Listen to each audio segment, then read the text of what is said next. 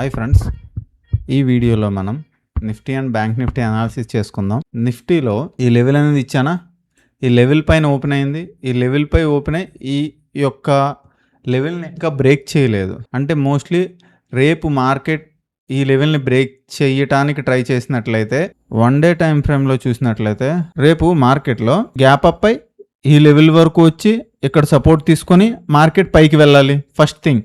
Are direct gap up అయిపోయి పైకి break అయినా చేసేయాలి, ఇదైనా జరగాలి.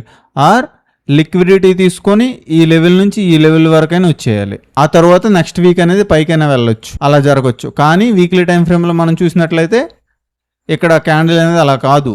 ఈ క్యాండిల్ అనేది బ్రేక్ చేసే అవకాశం ఉంటుంది. ఇటువంటి క్యాండిల్ వచ్చింది కాబట్టి బ్రేక్ అయినా చేయాలి, లేకపోతే పడైనా పడిపోవాలి. కానీ పడే అవకాశం చాలా తక్కువ ఉంది మార్కెట్లో. కానీ మనం ఏమీ చెప్పలేము ఎప్పుడు ఏం జరుగుద్ది అన్నది. ఎప్పుడైతే మనం లెవెల్స్ని బ్రేక్ చేస్తూ మార్కెట్ అనేది లెవెల్స్ని బ్రేక్ చేస్తూ పైకి వెళ్ళడానికి ట్రై చేసినప్పుడు పైకి వెళ్తుంది. ఆ లెవెల్స్ని రెస్పెక్ట్ చేయకుండా బ్రేక్ చేసినట్లయితే మార్కెట్ అనేది ఫాలో అయ్యే అవకాశం ఉంటుంది. ఇది నిఫ్టీ ఓరియంటెడ్ అనాలిసిస్.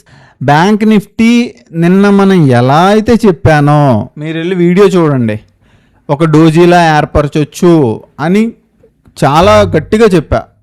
మీరు వీడియో చూస్తే అర్థమవుద్ది. అలానే ఏర్పడింది. అంటే మార్కెట్ అనేది రేపు బ్రేక్అవుట్ అవ్వచ్చు. గుర్తుపెట్టుకోండి, బ్రేక్అవుట్ అవ్వచ్చు. బ్రేక్అవుట్ అయితే చాలా పైకి మూవ్ అవుద్ది. బ్రేక్ డౌన్ అయిందనుకో, ఈ లెవెల్ని ఈ యొక్క లోని బ్రేక్ చేసినట్లయితే డౌన్ మూవ్ చూపించవచ్చు. అండ్ ఈ లెవెల్ని బ్రేక్ చేసినట్లయితే పెద్ద అప్ మూవ్ రావచ్చు నిఫ్టీ అండ్ బ్యాంక్ నిఫ్టీ. అంతే, మరి అంతకుమించి ఏం లేదు. కానీ రేపు మూవ్ అయితే రావచ్చు. ఈ ఇన్ఫర్మేషన్ వాల్యుబుల్గా అనిపించినట్లయితే లైక్ చేయండి అండ్ కామెంట్ చేయండి అండ్ సబ్స్క్రైబ్ చేసుకోండి. Happy trading. Thank you so much. Bye bye.